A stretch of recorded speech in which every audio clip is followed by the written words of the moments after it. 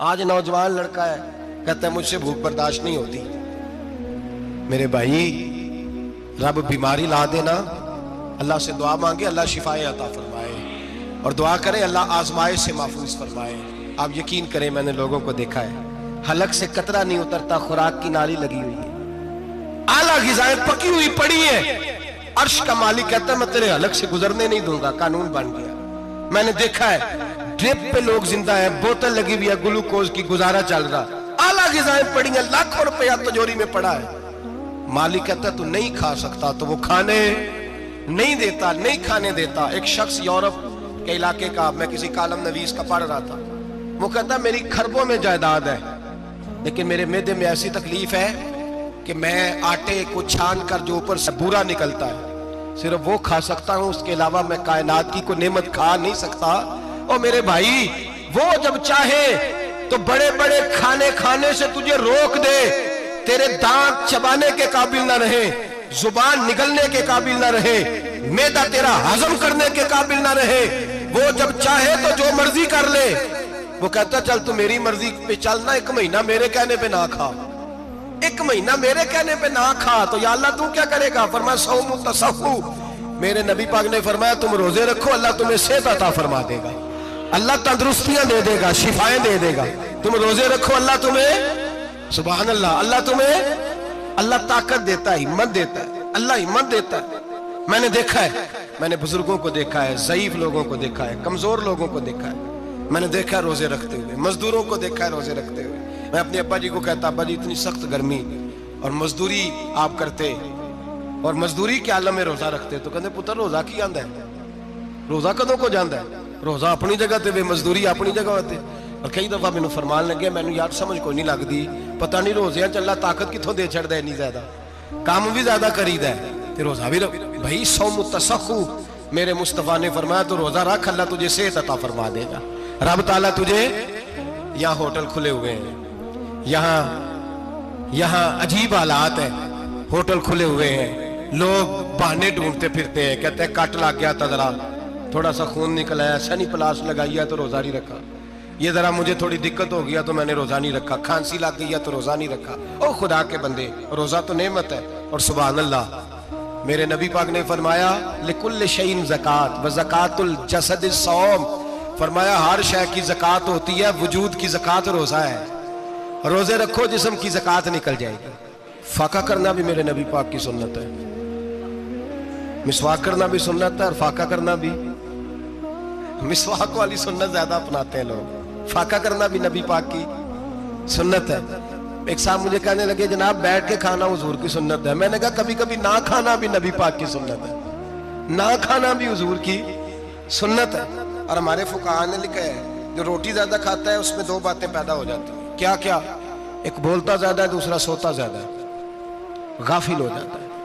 فقہ اور حکیم اطباء ڈاکٹر کہتے ہیں کہ پیٹ خالی رہے نا جس آدمی کا، اس کا حافظہ مضبوط ہوتا ہے، اس کے ذہن کی گرہ کھلتی ہے. زیادہ کھانے سے تو خماری چڑھتی ہے، دماغ ڈھونڈتے پھرنا روٹی کدھر سے آج اچھی ہے، گھر میں نہیں پکی تو ہوٹل چلے جانا، کھانے کے سوا اور کام ہی کوئی نہیں. اور صاحب میرے نبی پاک علیہ السلام نے فرمایا کافر 7 آنتوں سے کھاتا ہے، 7 آنتوں سے.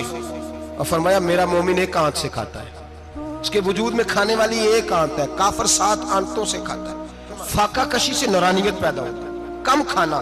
دیکھیں نا نبی پاک صلی اللہ علیہ وسلم نے اللہ سے فاقہ مانگ کے لیا ہے، یا اللہ 1 وقت روٹی دے 1 وقت کا فاقہ دے، مانگ کے لیا ہے نبی پاک، مانگ کے.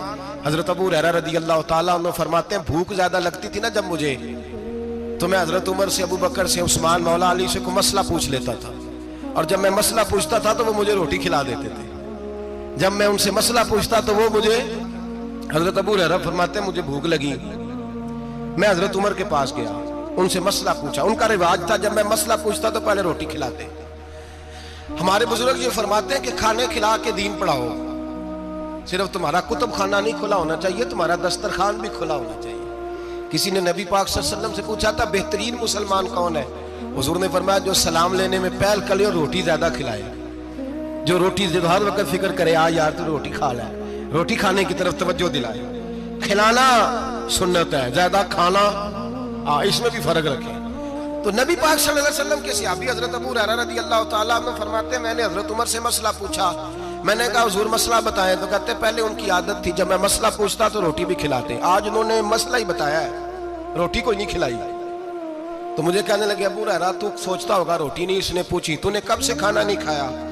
میں نے کہا آج صبح سے۔ تو جناب عمر کہنے لگے میں نے کل صبح سے نہیں کھایا، چل ابو بکر صدیق کے گھر مسئلہ پوچھتے ہیں۔ کہتے ہیں جناب صدیق اکبر کے دروازے پہ گئے، جا کر کے ان سے مسئلہ پوچھا۔ ان کی بھی عادت تھی جب کوئی مسئلہ پوچھنے جاتے تو دسترخوان بچھا لیتے، کہتے آؤ روٹی بھی کھلاتا ہوں مسئلے بھی بتاتا ہوں۔ کہتے ہیں گئے تو انہوں نے بھی مسئلہ بتایا، روٹی کوئی نہ پوچھی۔ تو کہنے لگے عمر ابو ہریرہ تم لوگوں نے کل پرسوں سے نہیں نہ کھایا ہوگا، اور ابو بکر کو 4 دن گزر گئے ہیں، تھوڑا سا دودھ ملا ہے یا کھجور ملی ہے، روٹی کوئی نہیں ملی، چلو در رسول پہ چلتے ہیں، آؤ حضور کی بارگاہ۔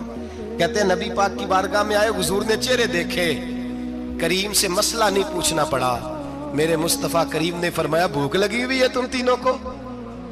3-4 دن ہو گئے؟ اللہ کے رسول نے فرمایا مجھے پورا ہفتہ ہو گیا ہے۔ سبب کچھ اور ہے جس کو تو خود سمجھتا ہے، زوال بندہ مومن کا بے زری سے نہیں، بھوک نقصان کا وجہ نہیں بنی، وجہ کوئی اور بنی ہے۔ رشوتیں جو بازار گرم ہوئے ہیں لوٹ مار کے، یہ روٹی کے لیے نہیں، یہ زیادہ کھانے کے لیے، یہ بینک بیلنس کے لیے گرم ہے۔ یہ لوٹ مار کا مقصد کوٹھیاں بنانا ہے، روٹی کا تو رب کریم کا وعدہ ہے۔ جو روز روتا ہے شام کو کہ میرا کاروبار کوئی نہیں، اصل میں کہتا ہے بنگلہ کوئی نہیں، اصل میں کہتا ہے کار کوئی نہیں، پجاروں کوئی نہیں، روٹی تو اللہ عطا فرماتا ہے، اس کا وعدہ ہے۔ فرمایا حضور نے 3 دن بیت گئے، چلو۔ میرا بے تکلف صحابی ہے ابو الحسن انصاری، وہ بڑے نصیب والے ہوتے ہیں جن کو میرے نبی پاک خود کہتے تھے کہ تیری فلانی ذمہ داری ہے۔ اس زمانے کا تو کسی کو کہہ دیا جائے یہ تیری ذمہ داری ہے تو کہتا ہے یہ تو پھٹیکے ڈالنے لگ گیا، یہاں سے تو چھٹی کر جانی چاہیے۔ خوش ہوتے تھے صحابہ کہ ہماری ذمہ داری لگی۔ کہتے ہیں حضرت ابو الحسن انصاری کے گھر گئے، نبی پاک نے فرمایا بھوک بڑی لگی ہے کھانا لا۔ کہتے ہیں حضور نے اسے کہا تو اس آدمی کو تو وجد ہی ہو گیا، اس نے کہا میرے اتنے نصیب کہ حضور کا یہ کھانا کھلا۔ آؤ دیکھو دنیا والوں، آج جو سب سے زیادہ عزت والا ہے وہ میرا مہمان بنا ہوا ہے۔ فرماتے ہیں وہ دوڑے گئے، بکری اٹھائی، ذبح کی، بیوی کو کہنے لگے روٹی تیار کر، ادھر کھجوریں توڑی، انگور توڑے، کہنے لگے حضور آپ جب تک تناول کریں تب تک کھانا پک جاتا ہے۔ حضرت عمر کہتے ہیں روٹی پک کے آئی، بڑا پیارا گوشت، بڑا اچھا سالن، بڑا خوبصورت خلوص والا کھانا۔ فرماتے ہیں میں نے بڑا ہی کھایا۔ نبی پاک نے نہ ایک روٹی لی اور چھوٹی چپاتی، تھوڑا تھوڑا سالن کونوں سے، اور جب نبی پاک نے کھا لیا تو حضور کی آنکھوں میں آنسو آئے۔ حضرت عمر کہنے لگے حضور روئے کیوں؟ نبی پاک نے فرمایا سوچتا ہوں 7 دن کے فاقے کے بعد کھایا ہے، پر ڈرتا ہوں رب اس کا حساب پوچھے گا تو جواب کیسے دینا ہے، اس کا حساب بھی تو دینا ہے نا جو کھایا ہے۔